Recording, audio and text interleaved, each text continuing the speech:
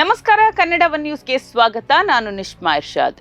ವೀಕ್ಷಕರೇ, ಪಶ್ಚಿಮ ಬಂಗಾಳದಲ್ಲಿ ಮಮತಾ ಬ್ಯಾನರ್ಜಿ ಅವರ 15 ವರ್ಷಗಳ ಸುದೀರ್ಘ ಆಡಳಿತ ಇವತ್ತು ಧೂಳಿಪಟ ಆಗಿದೆ ಅಂದ್ರೆ ಅದಕ್ಕೆ ಕೇವಲ ಮೋದಿ ಅಲೆ ಕಾರಣ ಅಲ್ಲ, ಬದಲಾಗಿ ಅಲ್ಲಿ ಬಿಜೆಪಿ ಎಸ್ಐಆರ್ ಅನ್ನುವಂತಹ ಅಸ್ತ್ರವನ್ನ ಬಳಸಿಕೊಂಡು ನಡೆಸಿದ ಮತಬೇಟೆ ಕಾರಣ.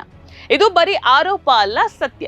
ಮತದಾರರ ಪಟ್ಟಿಯ ಪರಿಷ್ಕರಣೆಯ ಹೆಸರಿನಲ್ಲಿ ಬರೋಬ್ಬರಿ 90 ಲಕ್ಷ ಜನರನ್ನ ಮತದಾನದ ಹಕ್ಕಿನಿಂದ ವಂಚಿತಗೊಳಿಸಲಾಯಿತು. ಯಾರೆಲ್ಲ ತಮಗೆ ಓಟ್ ಹಾಕೋದಿಲ್ವೋ ಅಂತಹವರನ್ನ ಪಟ್ಟಿಯಿಂದ ಡಿಲೀಟ್ ಮಾಡಿಸಿ ಬಿಜೆಪಿ ಅಲ್ಲಿ ಗೆದ್ದು ಬೀಗಿದೆ. ಈಗ ಅದೇ ಪ್ರಯೋಗ ಕರ್ನಾಟಕದಲ್ಲೂ ಕೂಡ ಶುರುವಾಗಿದೆ. 2028ರ ಚುನಾವಣೆಯನ್ನ ಗುರಿಯಾಗಿಸಿಕೊಂಡು ಬಿಜೆಪಿ ಈಗಿನಿಂದಲೇ ಎಸ್ಐಆರ್ ಮೂಲಕ ಕಾಂಗ್ರೆಸ್ನ ಸಾಂಪ್ರದಾಯಿಕ ಮತದಾರರನ್ನ ಪಟ್ಟಿಯಿಂದ ಹೊರದಬ್ಬೋದಕ್ಕೆ ಸ್ಕೆಚ್ ಹಾಕಿದೆ.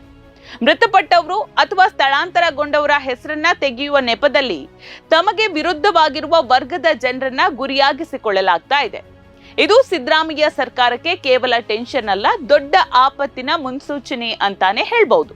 ಎಸ್ಐಆರ್ ಅಂದ್ರೆ ಮತದಾರರ ಪಟ್ಟಿಯನ್ನ ಶುದ್ಧೀಕರಿಸುವ ಪ್ರಕ್ರಿಯೆ ಅಂತ ಚುನಾವಣಾ ಆಯೋಗ ಹೇಳ್ಬಹುದು. ಆದ್ರೆ ಇದರ ಅಸಲಿ ಮುಖವೇ ಬೇರೆ ಇದೆ. 2004ರಿಂದ ಬಾಕಿ ಇದ್ದ ಈ ಕೆಲಸವನ್ನ ಬಿಜೆಪಿ ಈಗ ಯಾಕೆ ಕೈಗೆತ್ತಿಕೊಂಡಿದೆ? ಯಾಕಂದ್ರೆ ಮನೆ ಮನೆಗೆ ಬರುವ ಬಿಎಲ್ಒಗಳ ಮೇಲೆ ಒತ್ತಡ ಹಾಕಿ ತಮಗೆ ಬೇಡದವರ ದಾಖಲೆಗಳಲ್ಲಿ ಸಣ್ಣ ಪುಟ್ಟ ತಪ್ಪುಗಳಿದ್ರೂ ಅವರನ್ನ ಅನರ್ಹ ಅಂತ ಮುದ್ರೆ ಒತ್ತಲಾಗ್ತಾ ಇದೆ. ಈ ಮೂಲಕ ಅಡ್ಡದಾರಿಯಲ್ಲಿ ಬಿಜೆಪಿ ಅಧಿಕಾರ ಹಿಡಿಯೋದಕ್ಕೆ ಪ್ಲಾನ್ ಮಾಡ್ತಿದೆ ಅಂತ ಜನರು ಆಕ್ರೋಶವನ್ನ ಹೊರಹಾಕ್ತಿದ್ದಾರೆ. ಪಶ್ಚಿಮ ಬಂಗಾಳದಲ್ಲಿ ಬಿಜೆಪಿ ಮಾಡಿದ್ದೇನ್ ಗೊತ್ತಾ? ಅಕ್ರಮ ನುಸುಳುಕೋರರನ್ನ ಪತ್ತೆ ಹಚ್ಚುತ್ತೀವಿ ಅನ್ನುವಂತಹ ಒಂದು ಗಟ್ಟಿ ನರೇಟಿವ್ ಅನ್ನ ಅಲ್ಲಿ ಬಿತ್ತಿತು. ಅದರ ಮರೆಯಲ್ಲಿ ದಶಕಗಳಿಂದ ಅಲ್ಲೇ ಬದುಕ್ತಾ ಇರುವಂತಹ ಅರ್ಹ ಭಾರತೀಯ ಮತದಾರರ ಹೆಸರನ್ನ ಪಟ್ಟಿಯಿಂದ ಕಿತ್ತು ಹಾಕಿತು.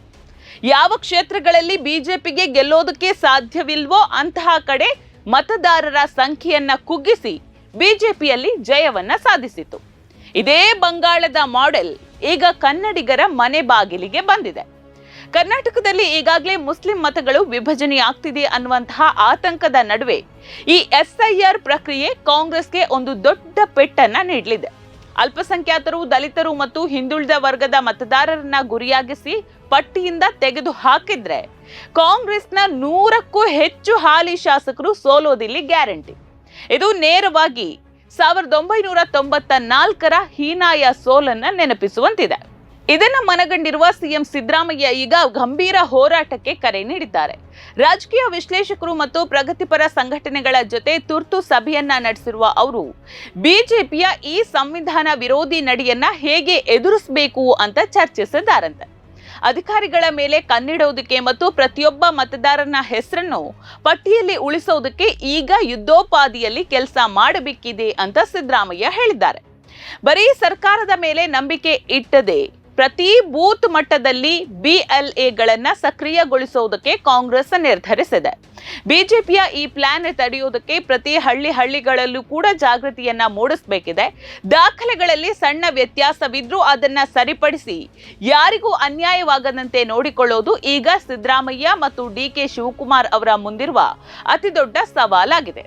ಕೊನೆಯದಾಗಿ ಹೇಳೋದಾದ್ರೆ, ಅಧಿಕಾರಕ್ಕಾಗಿ ಬಿಜೆಪಿ ಯಾವ ಮಟ್ಟಕ್ಕೆ ಬೇಕಾದ್ರೂ ಹೋಗಬಹುದು ಅನ್ನೋದಕ್ಕೆ ಬಂಗಾಳದ ಎಸ್ಐಆರ್ ಪ್ರಕ್ರಿಯೆಯೇ ಸಾಕ್ಷಿ.